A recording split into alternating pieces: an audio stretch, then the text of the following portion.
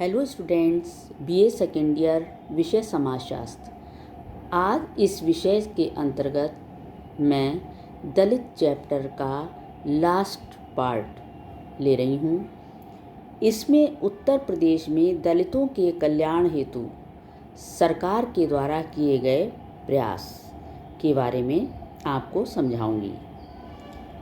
इसमें जो कुछ योजनाएं इन्होंने चलाई हैं उत्तर प्रदेश सरकार ने, जिससे कि दलितों का या अनुसूचित जाति जनजातियों का विकास हो सके, जिसमें कुछ क्रियाकलाप इस प्रकार हैं, जैसे सभी कक्षाओं के विद्यार्थियों को छात्रवृत्ति, छात्रावासों का संचालन, शुल्क प्रतिपूर्ति, बुक बैंक की स्थापना, अत्याचारों से उत्पीड़ित परिवारों को आर्थिक सहायता देना, लड़कियों के विवाह एवं बीमार व्यक्तियों को उनके इलाज के लिए अनुदान की राशि और आईएएस, पीसीएस एवं अन्य प्रतियोगी परीक्षाओं के लिए पूर्व कोचिंग की सुविधा। अब ये जो क्रियाकलाप हैं, ये कुछ योजनाओं के अंतर्गत आते हैं जो कि उत्तर प्रदेश सरकार ने दलितों के कल्याण के लिए चलाई हैं। जैसे पहले है मेरिट उच्चीकृत योजना। ये इसमें क्या है कि इसमें ये जो है राज्य में लागू की गई है। इसमें अनुसूचित जाति और जनजाति के बच्चों को व्यावसायिक पाठ्यक्रमों के लिए विशेष कोचिंग देने की सुविधा है। और दूसरा है आश्रम पद्धति विद्यालय। इनमें क्या है कि जो निर्धन परिवार हैं इन जातियों के, उनके लिए निःशुल्क शिक्षा, भोजन, आवास, चिकित्सा, वस्त्र और पुस्तकें, ये सुविधाएं जो है वो दे करके आश्रम पद्धति विद्यालय जो है वो प्रदेश में संचालित किए जा रहे हैं। इसके अलावा बच्चों को मलिन परिवेश से हटाकर स्वच्छ वातावरण में शिक्षा देने हेतु आश्रम पद्धति विद्यालय जनपद लखनऊ में मोहान रोड पर संचालित किया जा रहा है। इसके बाद है तीसरा, बदायूं में औद्योगिक आस्थान की स्थापना। इसके अंतर्गत क्या है कि अनुसूचित जाति के व्यक्तियों को शहरी एवं औद्योगिक क्षेत्रों तथा व्यवसाय स्थापित करने के लिए कुछ जनपद हैं, जैसे रामपुर, गाजीपुर, फतेहपुर, हरदोई, फैज़ाबाद, मुजफ्फरनगर, वाराणसी, बदायूं में औद्योगिक आस्थान की स्थापना की गई है। इसके बाद चौथा है डॉक्टर अंबेडकर जन्म शताब्दी फाउंडेशन निधि विशेष छात्रवृत्ति योजना। इसमें क्या है कि इस योजना के अंतर्गत हाई स्कूल और इंटर की परीक्षा में सर्वोच्च अंक प्राप्त करने वाले अनुसूचित जाति एवं जनजाति के 100 छात्रों को 10 माह के लिए 2,500 रुपये एवं 3,500 रुपये की कुल धनराशि प्रदान की जाती है। इसके बाद है अनुसूचित जाति वित्त एवं विकास निगम ने सैनिटरी मार्ट योजना लागू की है, जो कि 2001-2 में लागू की है।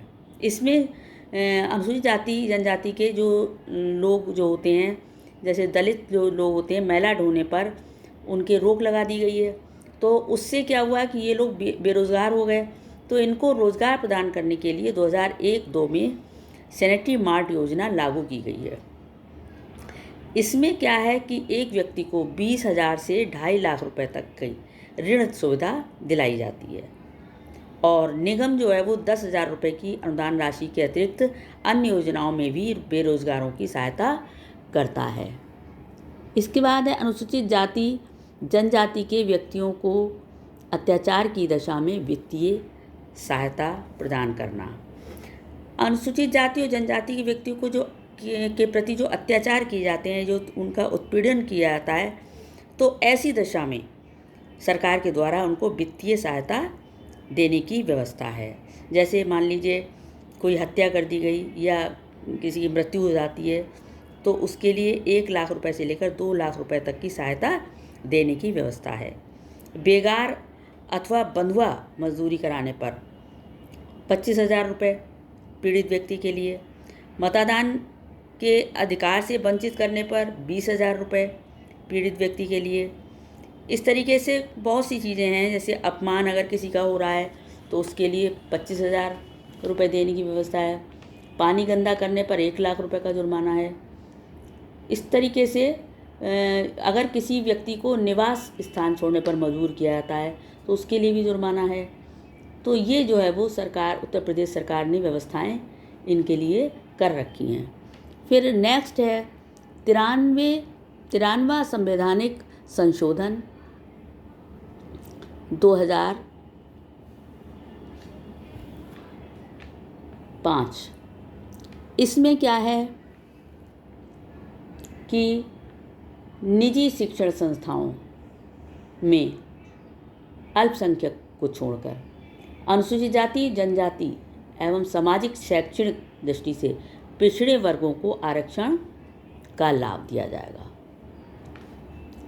इसी तरीके से काशीराम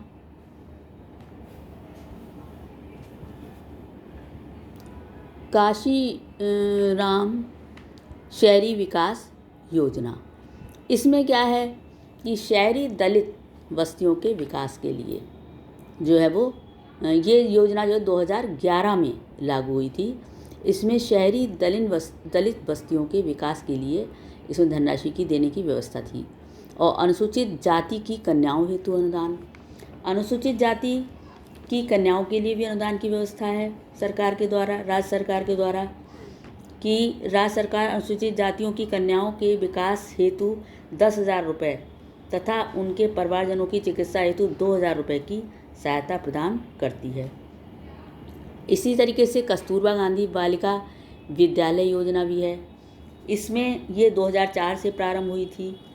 इसमें क्या है कि जो अनुसूचित जाति या जनजाति के जो अन्य पिछड़े वर्गों के जो अल्पसंख्यकों की बहुलता वाले जो क्षेत्र हैं उनकी बालिकाओं के लिए आवासीय विद्यालयों की स्थापना की गई है। एक योजना है बालिका श्री योजना। इस योजना में ये योजना जो है वो 15 जुलाई 2006 से इसका प्रारंभ हुआ है।